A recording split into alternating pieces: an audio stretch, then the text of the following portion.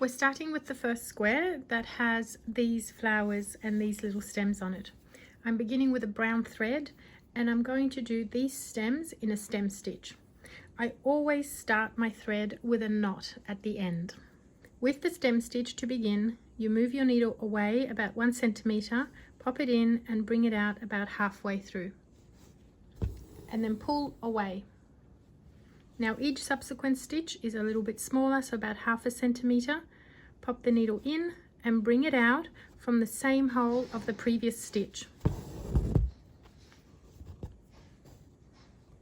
Always make sure that your working thread is sitting on the same side. Don't let it go up and then go down because you will get an uneven stitch. I like to keep it down below my work.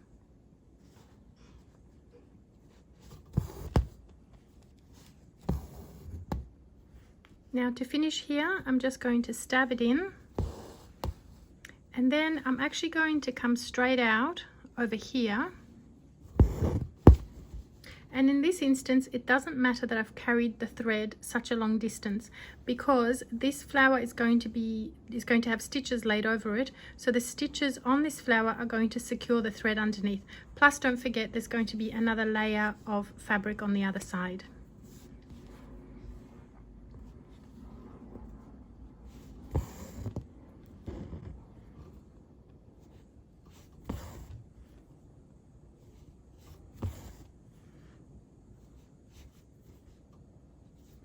Do all your stems with the stem stitch using the brown color or any other color that you prefer.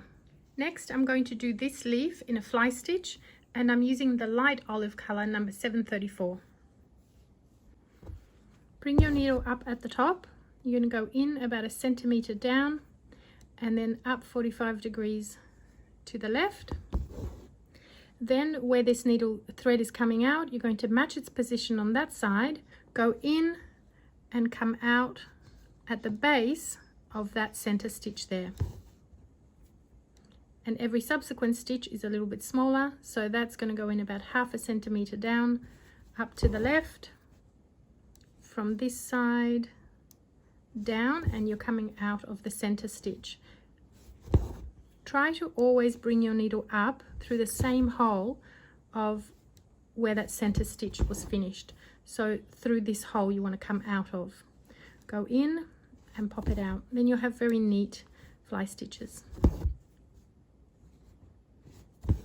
And I'm just going to finish that off there and start on another leaf. Next, I'm going to add 3 French knots inside this purple circle here. And I'm using the purple thread number 3835.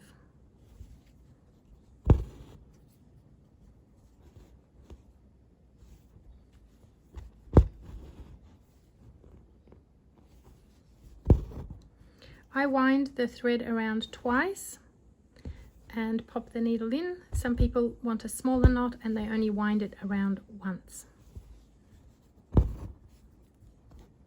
Now, if you want to, you can add more French knots, but I would suggest that you start with 3 and see how you go. If you want to add more, you can always come back and add more, but remember, if you fill this whole thing with French knots, you're committing to repeating the same thing on all the other flowers, so that's a lot of work. Next, I'm going to add a chain stitch around that blue circle, and I'm using the light blue color number 503.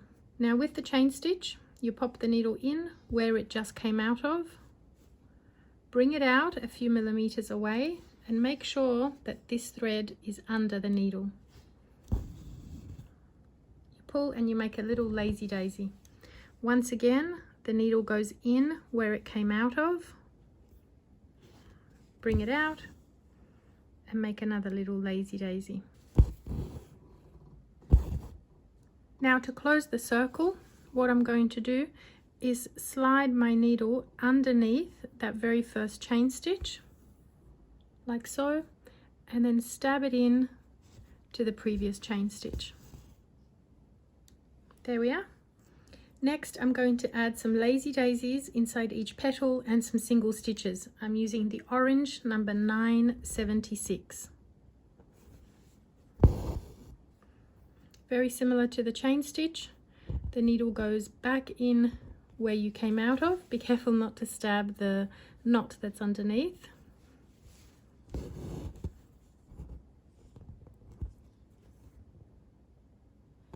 Bring it out towards the top of the petal.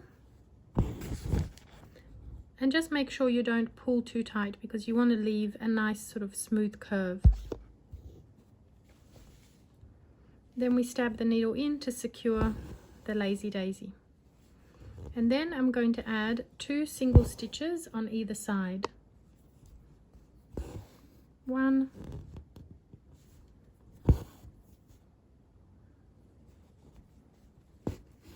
and 2. A very easy way to fill the petals, very quick way as well.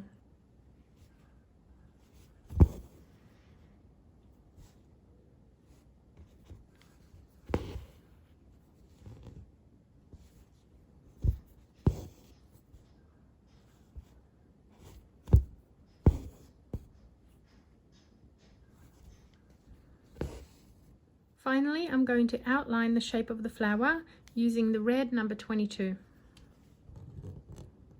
And I'll be using a back stitch.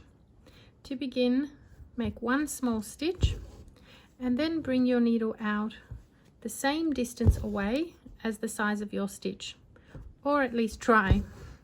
They don't all have to be perfectly even. Bring your needle away from the last stitch again and go back to stab it in to the end of the previous stitch.